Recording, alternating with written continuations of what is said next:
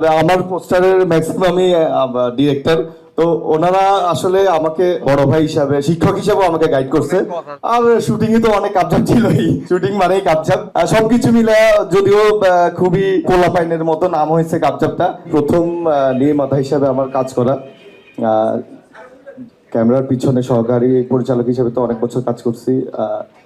প্রথম যে সুযোগ দেওয়া এটা বা প্রথম কাজ করে হয়ে ওঠে নাই, তো অনেক কিছু ঘুরে অনেক কাবজাব পেরিয়ে আসলে আমাকে সেই সুযোগটা করে দিচ্ছে জি সিরিজ এবং আমার প্রিয় খালেদ ভাই। খালেদ ভাইয়ের কাছে আমি সারা জীবন কৃতজ্ঞ থাকবো আমাকে এই সুযোগটা করে দেওয়ার জন্য। আর জি সিরিজ পরিবারের কাছে তো কৃতজ্ঞ, যারা যারা আমার পাশে ছিলেন, যারা প্রচুর আমাকে সাহস দিচ্ছেন।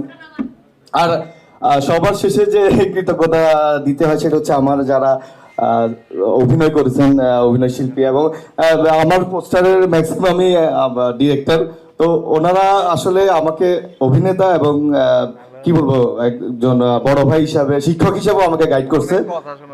আর শুটিং এ তো অনেক কাবজাব ছিলই, শুটিং মানেই কাবজাব।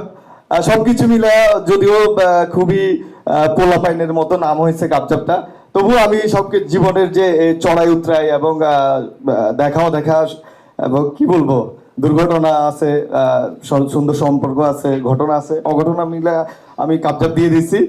সবাই আমাকে আসলে দেখে জানাবেন কেমন হয়েছে, আর মাফ করবেন আমার প্রথম নির্মাণে অনেক ভুল ত্রুটি আছে, সেটা আসলে আমাকে ক্ষমা সুন্দর দৃষ্টিতে দেখবেন।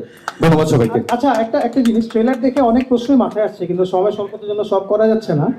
যেহেতু দুজন আপনার বন্ধু আছেন সাথে এই নাটকের, এই দুজন থেকে বেশি কাপঝাপ কে করছে?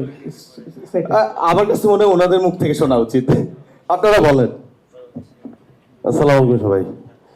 শিমুল এমন নার্ভাস, মাইক ফেলাই দিতেছে, কি কি জানি করতেছে, কিন্তু এটা এইখানে স্টেজে, কিন্তু যখন সে শুটিং করছে খুব কনফিডেন্ট ছিল।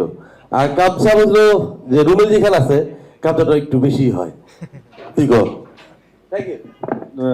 আমি আসলে খুলে গেছে মাইক, এখানেও কাপঝাপ দেখি, এই মাইকের মধ্যে কাবজাব হচ্ছে। যে আমি বলবো যে আসলে শিমুল আমার খুব কাছের ছোট ভাই, এবং আমার মনে হয়েছে শিমুল যখন আমাকে বললো যে ভাই একটা এরকম নাটক বানাবো, আপনি কি আছেন, আমি প্রথমেই বলছি যে তুই জীবনের প্রথম নাটক বানাবি, আমি অবশ্যই আছি, সবসময় তোর সাথে আছি। এবং ওর সাথে এই কথাটা বলার পর ওই আমার এত টাইট দিছে, মানে শুটিংয়ে হয় না ভাই, হয় না এত কারেকশন দিছে, তখন আমার এটা খারাপ লাগে নাই, এটা ভালোই লাগছে যে মানে ও তো ভালো জিনিসটা বানাইতে চাইছে।